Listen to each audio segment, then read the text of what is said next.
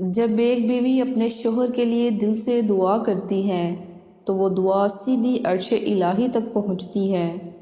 बीवी की ज़ुबान से निकला हुआ हर लफ्ज़ उनके शोहर के लिए खैर व बरकत का सबब बनेगा। इस दुआ को आखिर तक सुने और दिल से पढ़ें और अपने शोहर के लिए खैर मांगें।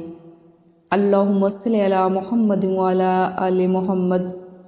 ऐ मेरे परवरदिगार, तू ही सब ताकतों का मालिक है, तू ही दिलों के हाल जानने वाला है।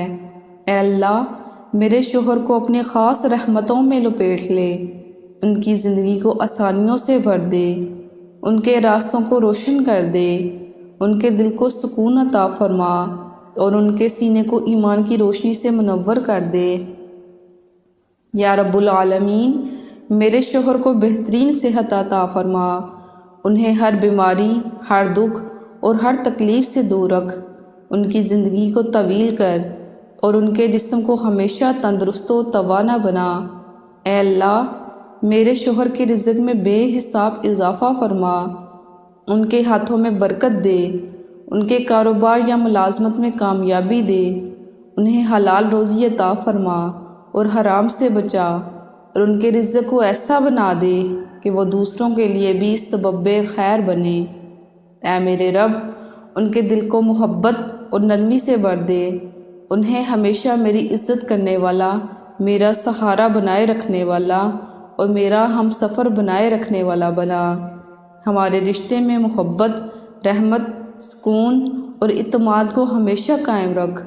या अल्लाह, उन्हें दीन की मोहब्बत अता फरमा, उन्हें 5 वक्ता नमाज का पाबंद बना, कुरान से ताल्लुक़ कायम करने वाला बना, उन्हें नेक दोस्त अता फरमा और बुरे रास्तों से बचा, उन्हें नेक अमाल में कामयाब कर और उनके दिल को हमेशा अपने ज़िक्र की लज्जत से मामूर कर दे।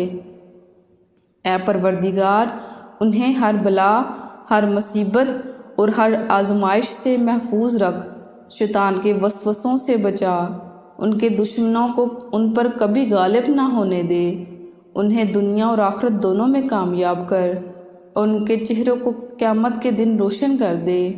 या अल्लाह, उनके लिए वो आसानियाँ पैदा कर जो मैं सोच भी ना सकूं, उनके ख्वाबों को हकीकत बना दे, उन्हें हर मुश्किल में हिम्मत और सब्र दे और उन्हें इस दुनिया में भी खुश रख और आखिरत में भी जन्नतुल फिरदौस अता फरमा।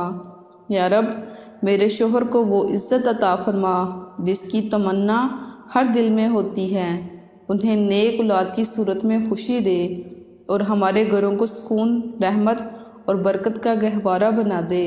ऐ अल्लाह, मेरे शोहर को अपनी अमान में रख, उन्हें वो सब कुछ अता कर जो तेरे हबीब सल्लल्लाहु अलैहि वसल्लम ने अपनी उम्मत के लिए मांगा और उन्हें हर उस चीज़ से महफूज रख जिससे हजूर सल्लल्लाहु अलैहि वसल्लम ने पनाह मांगी।